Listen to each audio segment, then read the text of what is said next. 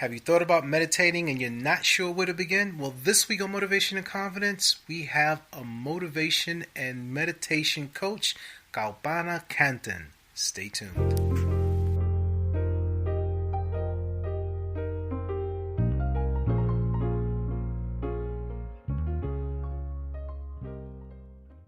You believe in karma, and this is what we created. So when you say we, for the people who don't know, where are you from? And please tell us your name. Sure. My name is Kalpana Kanthan, and I come from India. I was born in India and I grew up over there. And I've been here in the United States, in New York City, actually, for 25 years. 25 years, okay. Now, you are also, when you talk about breathing, you're also into yoga. Yes. And how did you get into yoga? Again, very interesting, right? Because I grew up in India. So we were taught yoga from the time we, went to kindergarten. It was part of the curriculum. And as you can imagine, the last thing a child wants to do is do yoga. So when I say we, me and my peers, we had no patience for it. I paid no attention to it. We were taught yoga until 8th grade.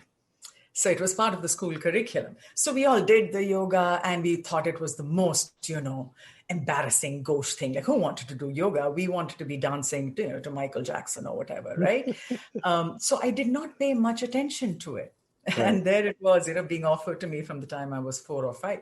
But somehow I always knew I would go back to it. It was a safe space that I knew existed that I could go to at any point in my life. So fast forward to me coming to New York City, I completed my master's, came to New York, and I started working.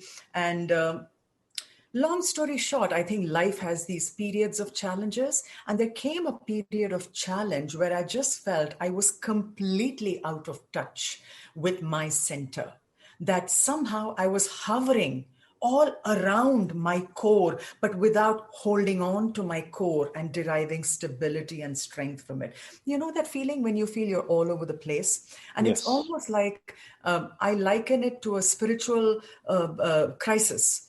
It's a spiritual crisis. You're functioning okay. Your work is going fine. Your relationships are going fine. But spiritually speaking, your spirit is agitated. Right. So I really can't explain it any better than that, unfortunately. I went through that. And the place where I was working was 2 blocks away from the Iyengar Yoga Institute of New York City, which I found it, I should say, actually, it found me. And this was over 20 years back, where I just started the practice. And the first day I went for this class, I said, oh, I'm home. This is home. And, the universe said to me, welcome home. Right. And that's when I started my practice. So my practice was with a lot of Hatha yoga, which is the asana based yoga. I did Ayangar for 20 years. Every time I went back to India, which I pretty much do every year, I would have the senior Pranayama teacher in India. Pranayama is the yoga of breath control. So he would come home. I'd have my 2 little children playing around. He would have a 2-hour private class with me. And this was just part of my routine. I would go to India, study pranayama. In New York, I would do Iyengar Yoga. And that happened for many years. And there came a point again in my life, a few years back, let's say around 5 years back or so, where my spirit began to separate from this idea of working with an asana-based practice. I was feeling unaligned from working with the body. And again, I began seeking. Again, you can call it a little bit of a spiritual crisis and agitation. Your body and soul are telling you, we are not home. We are not home. We need to get home, right? And my mind is saying, what do you mean? We've been doing this yoga for 20 years. What do you mean this is not home? Again,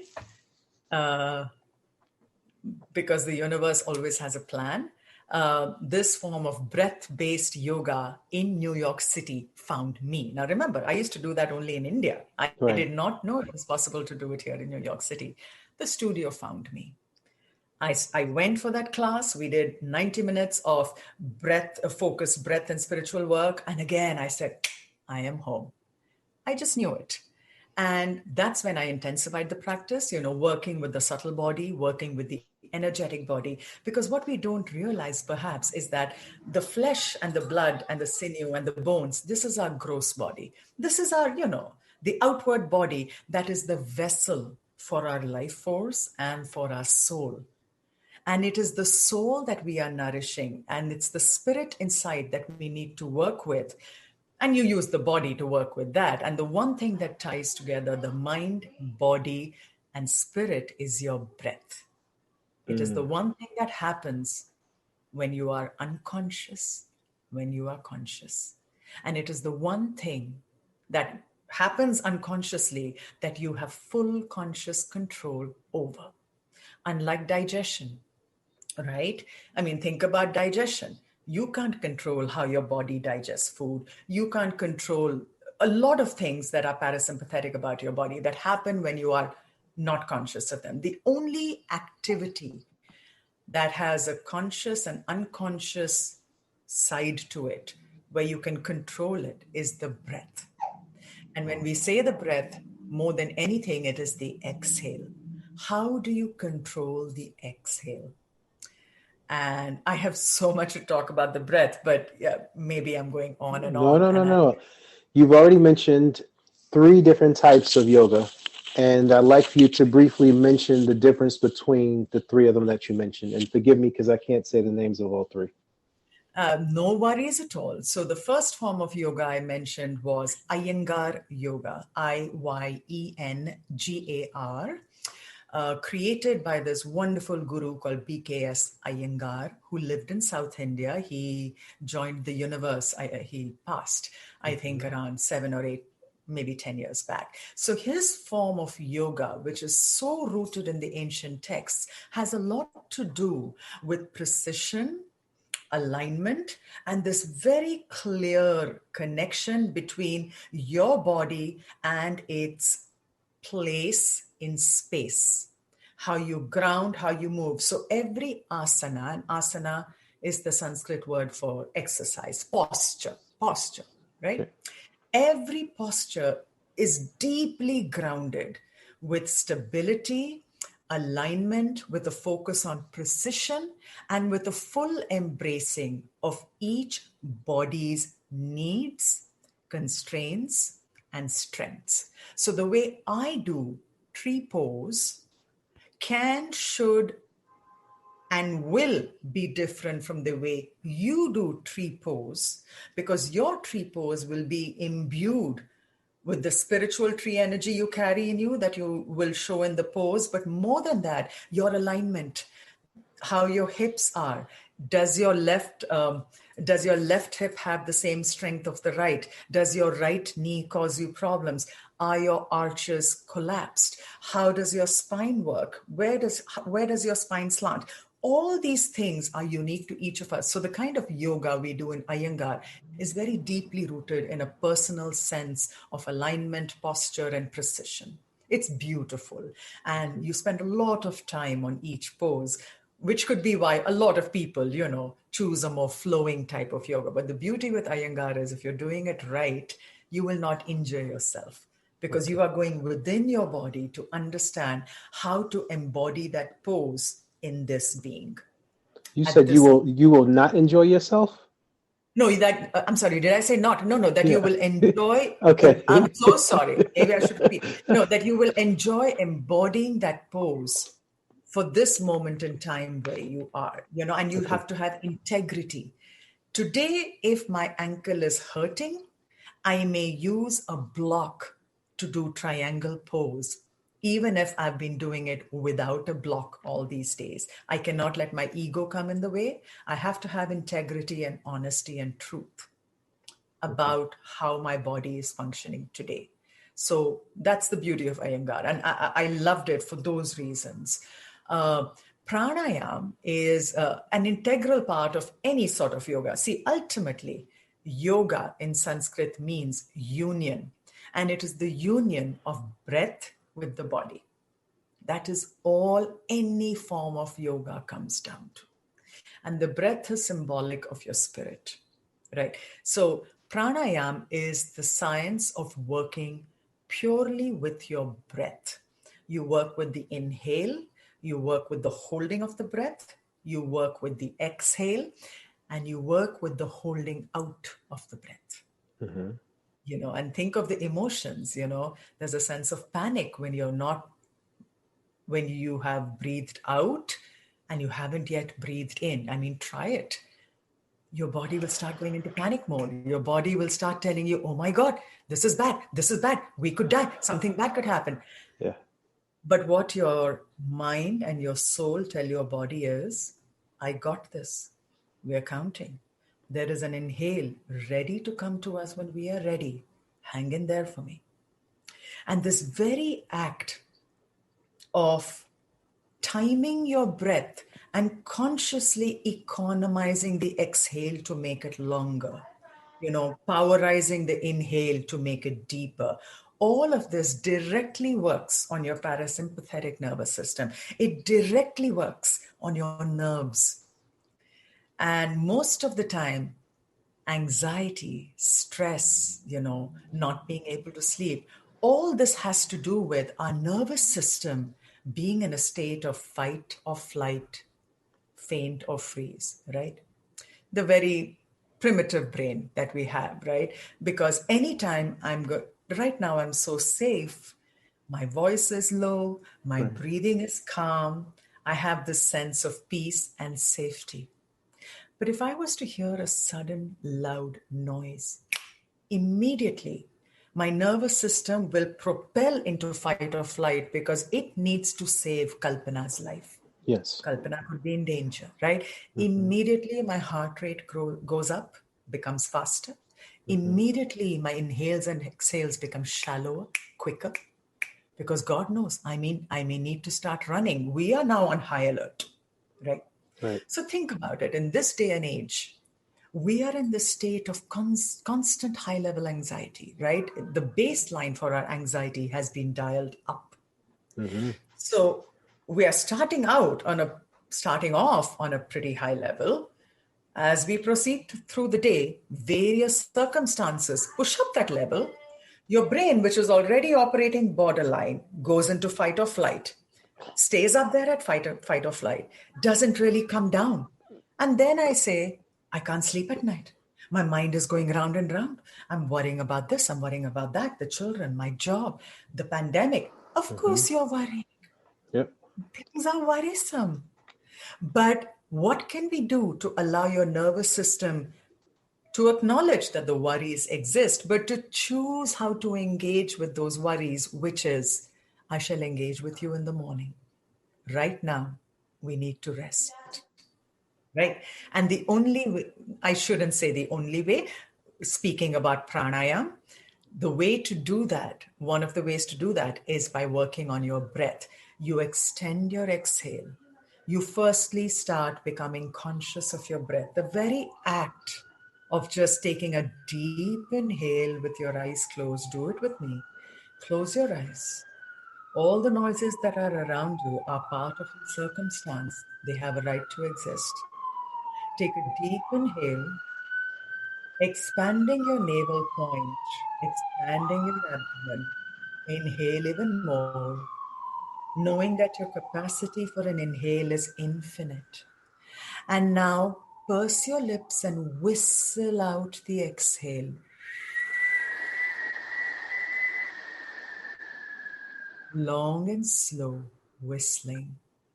Whenever you're ready, through your nostrils, take in all the air your body desires.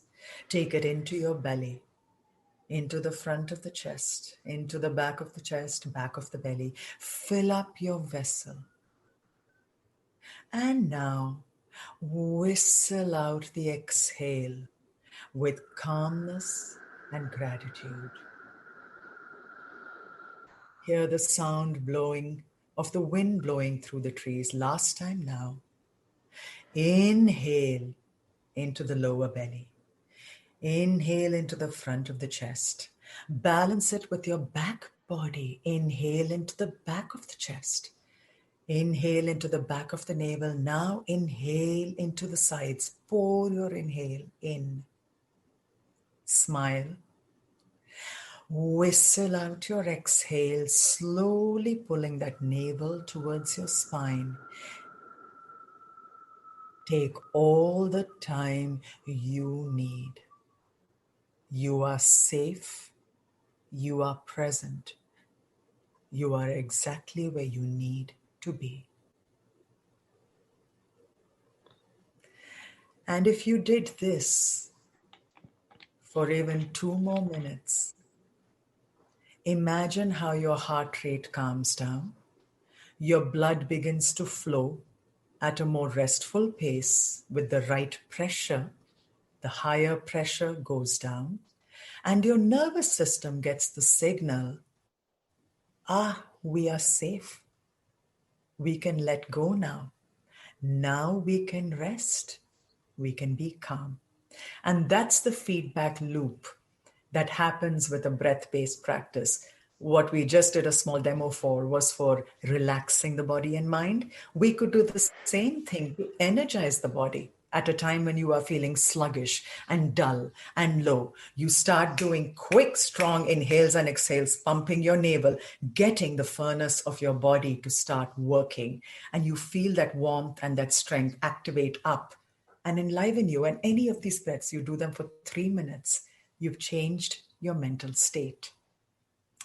So long story short, I spoke about Iyengar Yoga, I spoke about Pranayama, and the kind of yoga I teach now is a breath and Kriya-based practice. And Kriya is just the Sanskrit word for exercise. So breath exercises and movements driven by the breath. And my training has been in Kundalini Yoga and Naam Yoga. And both these forms of yoga, again, very ancient forms of, all sorts of yoga started 5,000 years ago. But these types of yoga deal with the breath and deal with the subtle body, the energetic channels of the body. They deal with the abdominal area because a larger part of your nervous system lives in the abdomen, right? So when I said inhale into your navel, you're inhaling, you're pushing out the navel, your diaphragm is going down. The diaphragm is the muscle beneath your lungs. As the diaphragm goes down, the lungs become bigger and can take in more air. And then I said, pull your navel in as you exhale, which means the diaphragm gets pushed up, expelling the air. And when I say take a long inhale and hold it, we're allowing the alveoli in your lungs to do the exchange of oxygen and carbon dioxide to nourish the blood. So breath is life. And the lungs and the heart are twins, no? They're connected in physical space and in their work. And when you work with the lungs, you're working with the heart. You're working with the lungs and the heart. Tell me, what is it you're not working with then? It's everything, right? Because the minute you stop exhaling, the minute we stop breathing, we do not exist in this body anymore, right? So breath is the one thing that defines our life. And, with the pandemic and with all the agitations that we've had in the last year, all the unrest, all the anger, all the fear, all these things are very real, very hard to deal with. But to cope with them in a productive way so that we all can learn and grow, it's important, I feel, to get in touch with your breath. You can use your breath to focus on things that are important to you. You hold a thought when you're holding your breath. Allow that thought to seep into your cells. Allow it to embody you. And then you exhale thanks. And these are very real feelings when you're doing them. And maybe when you're hearing them, they sound, it's not easy to see how they make sense. But once you start focusing on your breath, you see that you have control over your journey.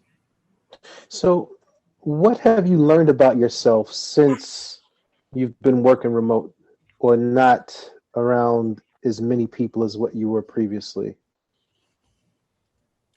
It's very interesting because I am an extrovert. And like I mentioned earlier, I love people. I love the energy of people. I am very surprised to confess that I actually do not mind working remotely. Okay. And the beautiful thing is, I still love people. And I've realized that working remotely does not prevent me from A, loving people, and B, finding ways to connect with people. And in fact, you and I work together at Right. work. I Right. would argue that if it had not been for COVID and all that's happening, I wonder if your and my paths would have crossed as they have in the last couple of months. No. And that's my point, you see. I think I nothing provided everyone is healthy and our families are healthy and these are tough times. Please Right. don't get me wrong, how fortunate we are to have our jobs and everything. All of that being equal, we will find a way to connect. And the connection I have felt in the last few months has been so much more meaningful because we're also aware of how easily it can be taken away. Right. So it has, I would love to have an opportunity to physically be together with people who nourish my spirit and who enjoy my spirit. And, together we can learn, we can work, we can grow. I pray that that comes soon for all of us. But truth be told, I think that this forced isolation has given me the meditative time to really tease out what is important for me in my life. Mm-hmm. And connection, deep, meaningful connection, is of the greatest importance for me in my life. So being an extrovert, you get your energy from being around people, right? Yeah. So what have you been doing to maintain restoring that energy that you're not getting from the physical sense of being around people? What have you been doing specifically? What I have realized is giving, the act of giving gives me tremendous joy, right? Giving is a beautiful way of connecting with people. I used to teach yoga earlier, but the studios, they had to close and everything. But because of COVID, I had to take my class online. Okay. And over there, the act of giving of, the knowledge that I had that was there to be shared gave me this beautiful way to connect with people in a very positive way. We were all working on our breath. We were all working on releasing stress, releasing anxiety, becoming better, kind of transforming negative emotions and thoughts into more productive, positive, activated, what shall I say, energy bearing things, right? So again, I took my yoga classes online. That's been a beautiful way for me to connect with people. I find that I have a lot more Zoom meetings that are not about work, where I cherish those opportunities. I'm grateful that people want to spend time with me and talk to me about things that are not about work. With my family lives in India. My parents and my sister, they live in India. Because of this isolation, we do a video call every day. Now, the question to ask is, why were we not doing this in 2019? Right. Because we took connection for granted. Right. Or at least let me be fair, I took connection for granted. Right. I took the possibility of togetherness for granted. And even after this awful pandemic is over and we can physically connect, I will do a video call with my parents each day, each day. Nice. Because why should I not? So you asked me, how this has affected me as an extrovert. It has made me tremendously grateful for the joy of people. It has made me quite unself-consciously focused on finding meaningful ways to connect. Mm-hmm. And I am more deeply connected with a larger number of people now than ever before. Nice. So question for you. When we first started, you're talking about your space and how you have to keep it somewhat aligned with being comfortable and being peaceful, right?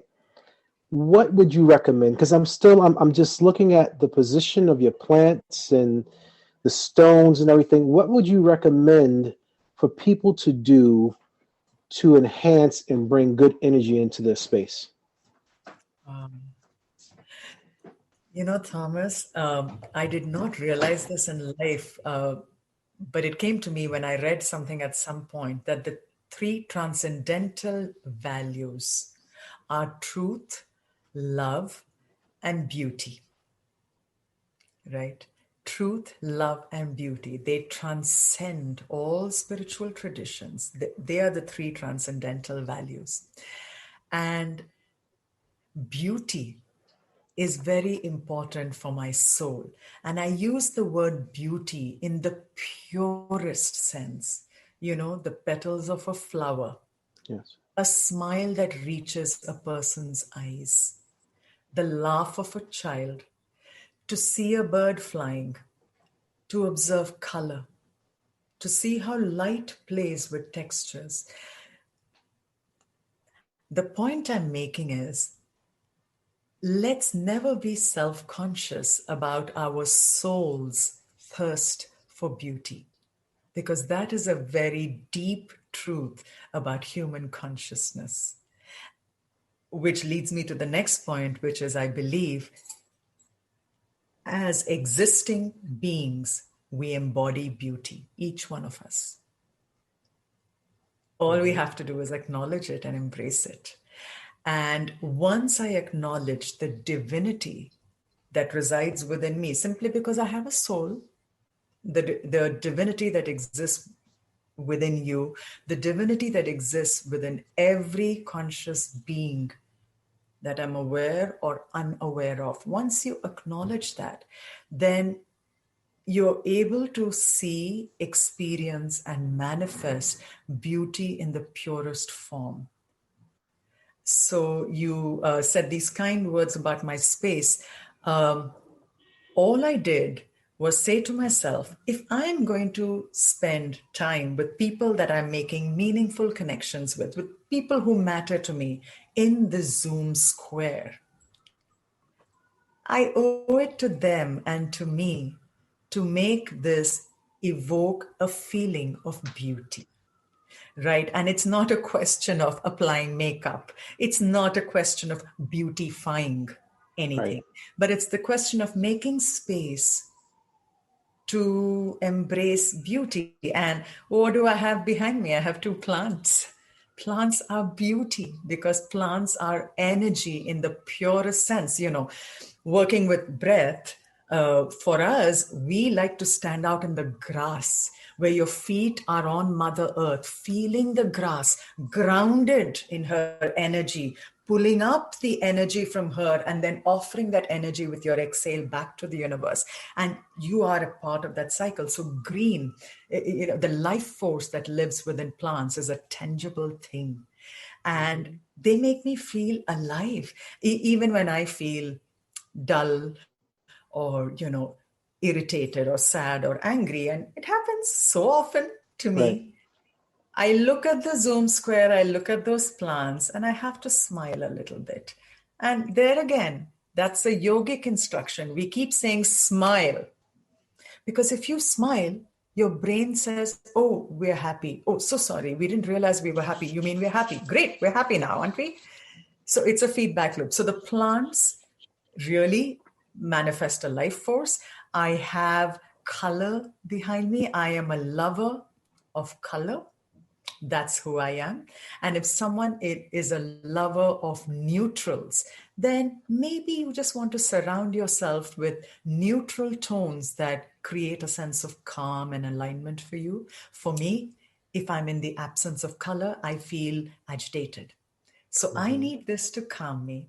And I have a beautiful glass, it's a tempered glass, a Buddha behind me, given as a gift. What can I say? It just lends a feeling of peacefulness.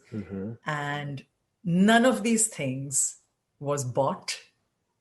These are all things I had in my home, which I kind of, what's the word? Which I put behind me and around me to create a sense of space. This is all I can offer you. In our meetings. I do not have an office. We cannot meet out in a restaurant. This is it. So I don't know if I answered your question. You answered it 150%. So lastly, you have a stone on. It looks like, is that jade? It's a labradorite. It's a labradorite? It's a labradorite, yes. And it's a very grounding stone. So again, so interesting. I had bought this entire thing in India more than 15 months. 14 months back. 14 months back when I last went to India. This is the first time I'm wearing it because I felt the need to be grounded today. There was my last night, the yoga class I taught was all about grounding. Right. And we grounded with the spine, we grounded with the intention, we grounded with the feet, and we grounded with our breath. And interestingly, today, I had to pick out this pendant and I strung it on. Deeply grounded. Question, and looking at the email, at first you seemed a bit nervous into saying like, oh, podcasts and we're going to, but literally what we just did in the past 40 minutes is the podcast. It's me adding an intro to it, saying who you are, providing some context as to what you're speaking about. And the listeners will gain so much from what you've explained in yoga, from what you've explained in truth, beauty, and love, from what you've explained in the ability to choose, from talking about the breath. All of these things embody what we talk about in the podcast when we say we help you do your daily best. What the information that you've provided is going to help someone else who may be going through a situation, how to be grounded, how to find that sense of peace and inner control. So I just want to thank you for that. And it wasn't as painful as going to the dentist. No, it was lovely and I enjoyed it. My only worry is that, I went on and I wonder how useful it will be for anybody. I loved chatting with you. And if you say that your listeners will gain from it, I trust you and I take your word for it. And I feel honored that, my musings and my reflections could be of service. And it is, Now, lastly, if people would like to learn more about your online yoga instruction, where could they go to find out that information? It's interesting. I don't have a website as of now, but I do teach a yoga class called Transform and Thrive on Thursday evenings at 5 p.m. Eastern.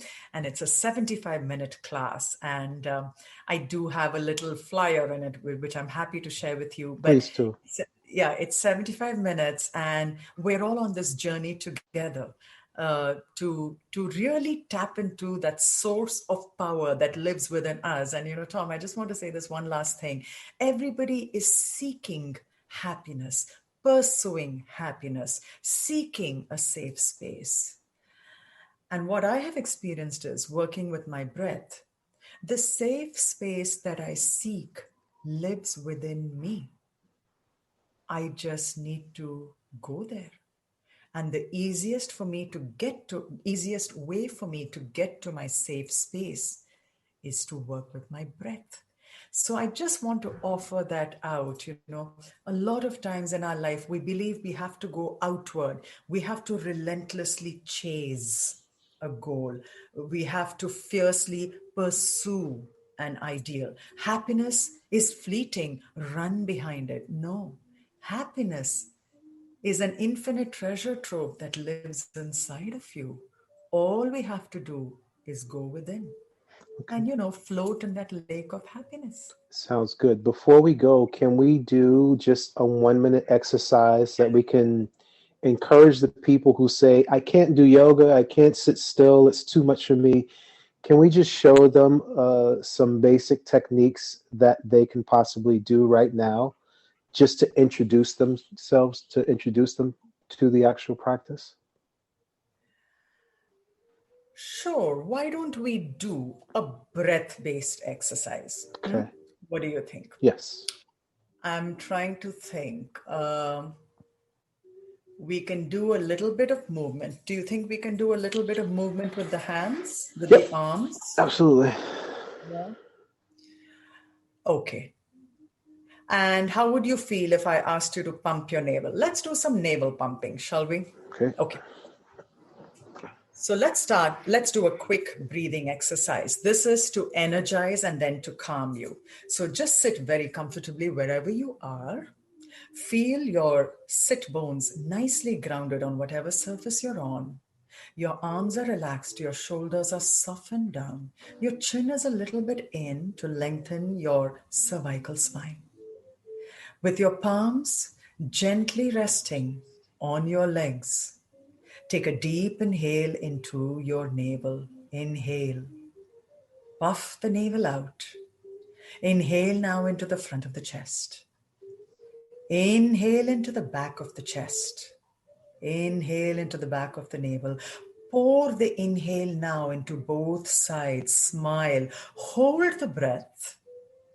And squeeze and lift up your pelvic floor, your perineum. Squeezing, lifting it up.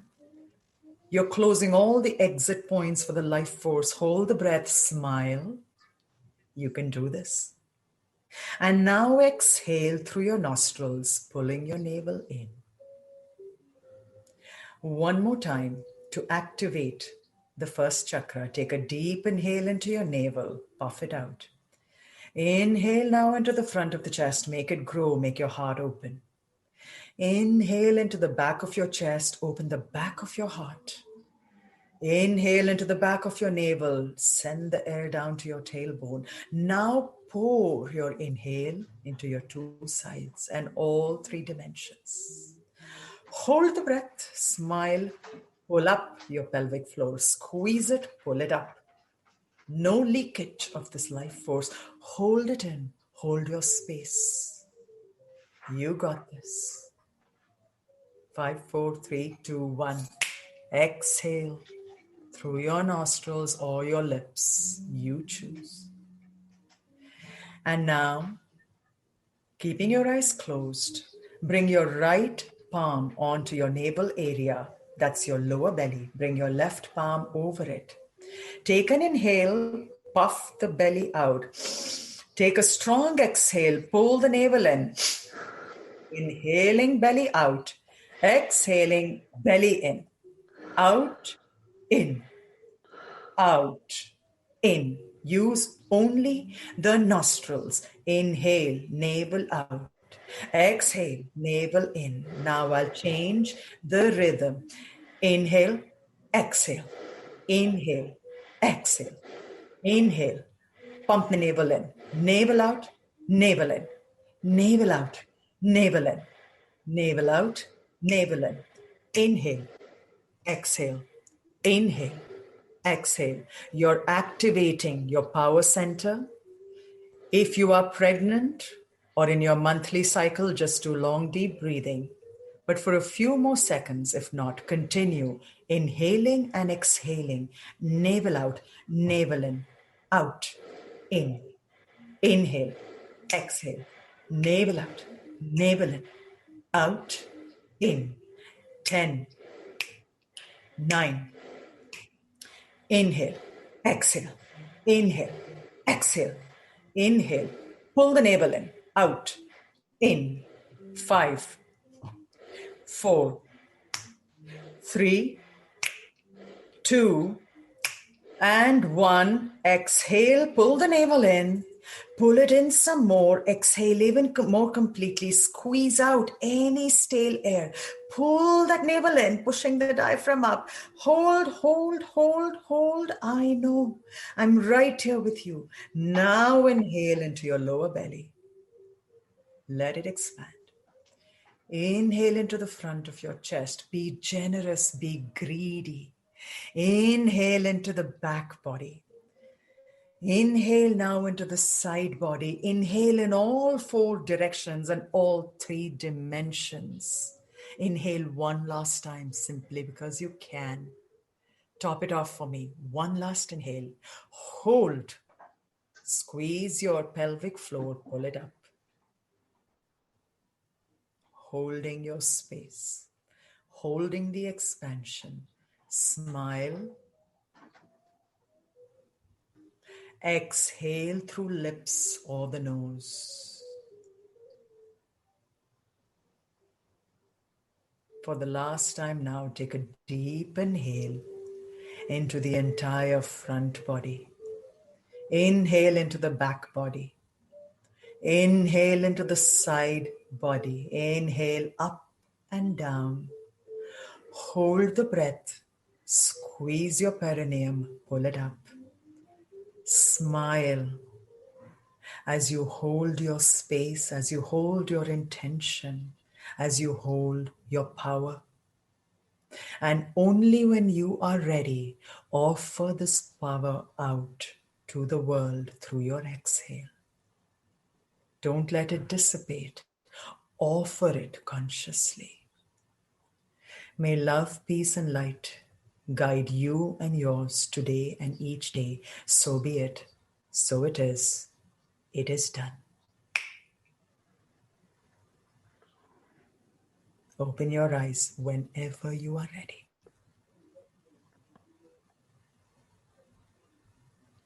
Thank you. You're welcome. Were you able to do it? Were you able to hold? I was able to do it once or twice. I wasn't able to do it repeatedly. It's going to take some practice. Of course. And it takes, it's amazing how intense breath work is. Like people, I sweat even now. I've turned warm already when you do the navel work. Because it really works on your energetic body and your subtle body and all the energy channels. It starts cleaning. It starts, I say to my students, think of the breath as a plunger for your soul. It is plunging through, pulling out debris. It's pulling out the toxins. Whenever you want to clean, a bottle, you put water in it at high pressure, right? You use the bottle brush. Your breath is that brush. Your breath is the plunger. It is going in when nothing else can go in. This is Motivation and Confidence, where we help you do your daily best. Please like, subscribe, or leave a comment. And if you don't want to leave a comment, feel free to send an email to tommydanger@gmail.com. That's TOMMYDANGER@gmail.com. Or if you like coaching, please head over to the website tomdanger.com and fill out the contact form. Thank you.